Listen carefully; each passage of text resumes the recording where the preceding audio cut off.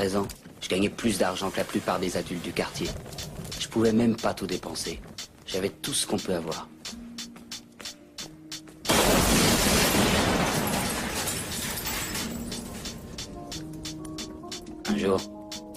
Un jour, un des gamins du quartier a raccompagné ma mère jusqu'à la maison pour lui porter les courses.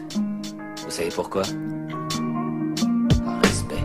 Ρωτάς ποιος είμαι εγώ, ποιος εσύ για να σου πω. Μέσα στην πόλη μου γουστάρω να γυρνώ. Χάνω τα βήματα, καχύποπ τακτό. Με λένε φλάς και μπαίνω πάντα με ταχύτητα μιλώ. Ρωτάς ποιος είμαι εγώ, ποιος εσύ για να σου πω. Μέσα στην πόλη μου γουστάρω να γυρνώ. Χάνω τα βήματα, καχύποπ τακτό. Με λένε φλάς και μπαίνω πάντα με ταχύτητα μιλώ.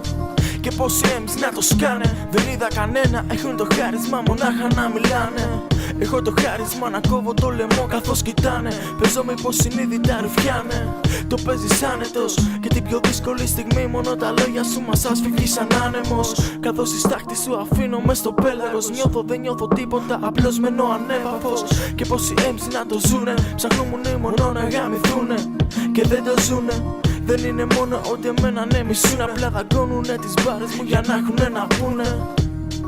Πόσο φέρει παίζει να με, καθώς νοπάρω το πιο τρόλ MC ενώ κοιμάμαι.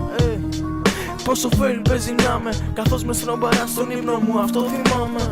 Ρωτάς ποιος είμαι εγώ, ποιος εσύ για να σου πω. Μέσα στην πόλη μου γουστάρω να γυρνώ. Χάνω τα βήματα, καχύποπ τακτό. Με λένε φλάς και μπαίνω πάντα με ταχύτητα μιλώ.